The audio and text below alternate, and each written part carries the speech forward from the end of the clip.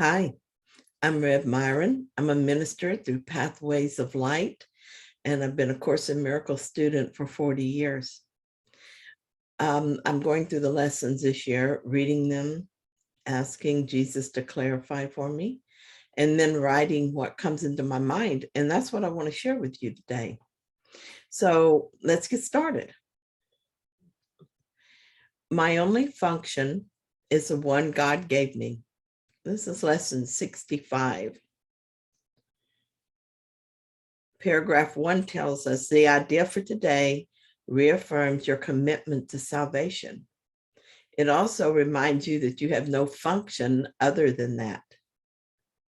Both these thoughts are obviously necessary for total commitment.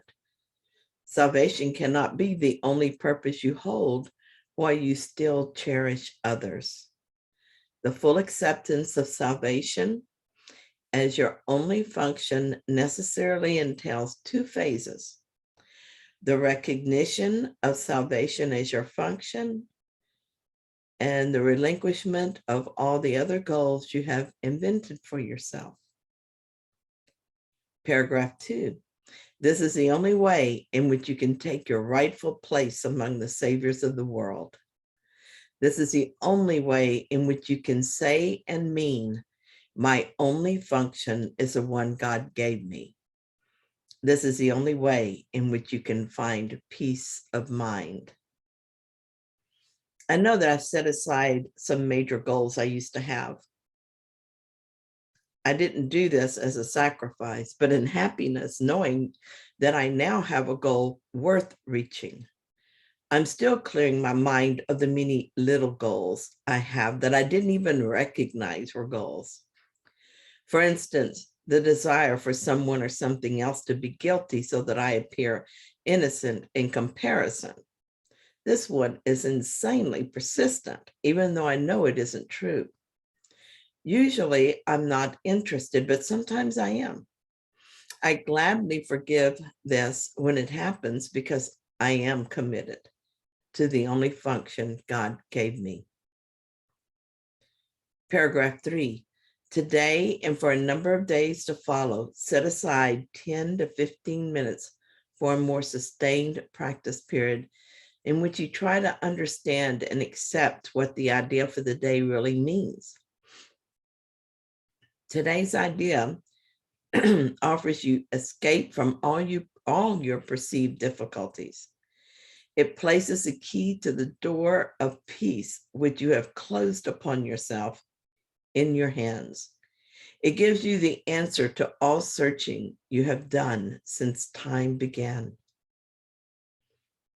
Choosing God's function for me and no other means I will forgive everything not of God and release it.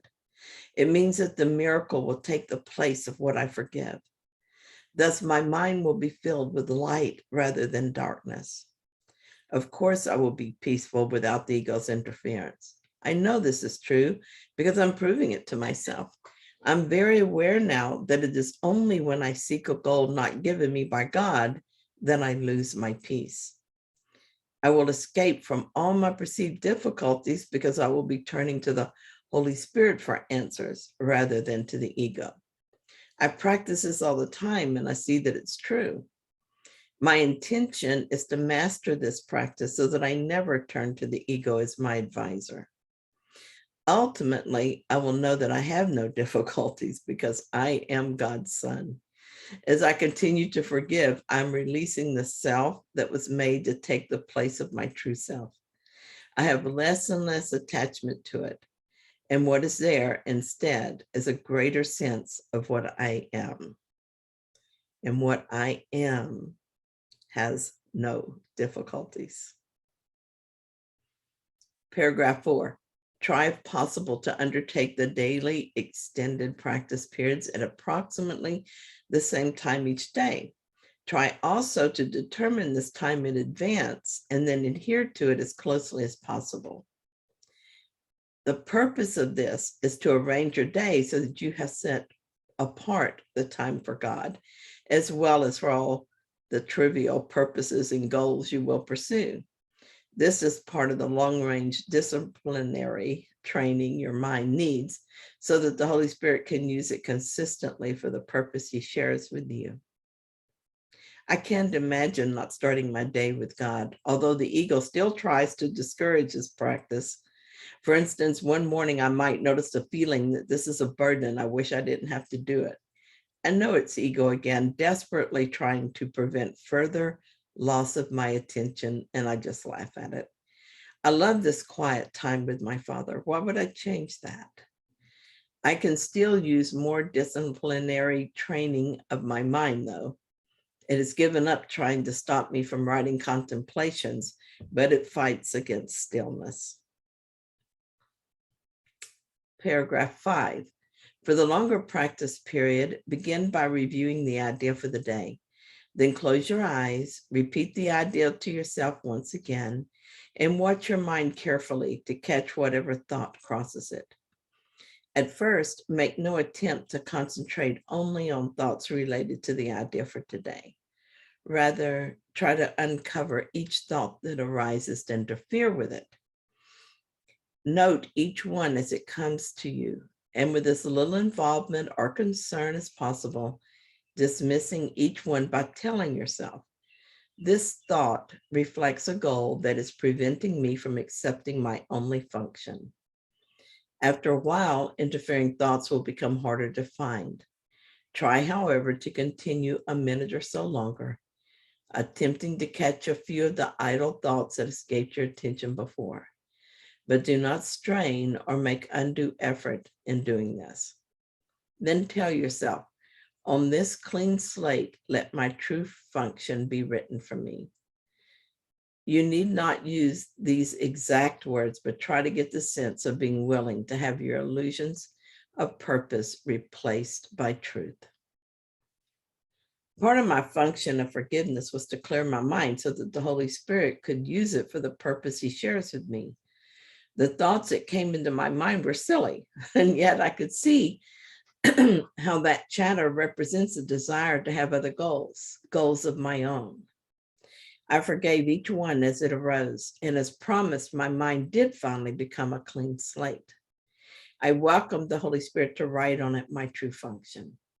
Nothing that I could imagine is important really matters. It's all just more illusion. Above all else, I want reality now.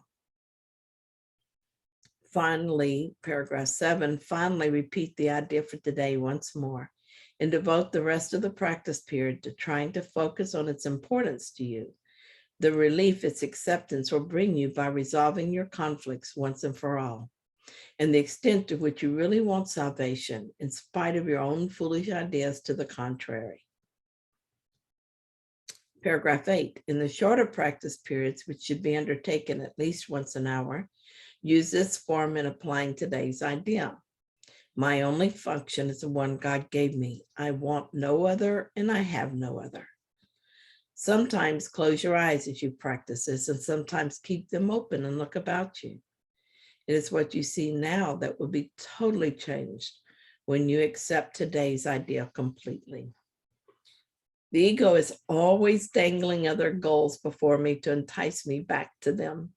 I had no more completed this meditation than another goal presented itself. It was the desire to find a solution for my loved one's problem. I just smiled and let it go. If there's something to be said, the words will be given me. There's no need for me to think about it now. The thought to do so is a temptation to choose a goal other than the one given me by God, and I'm not falling for it. So thank you for joining with me in this lesson today. And thank you for listening to watching my video. And if you found it helpful, please like it. And if you haven't yet, subscribe.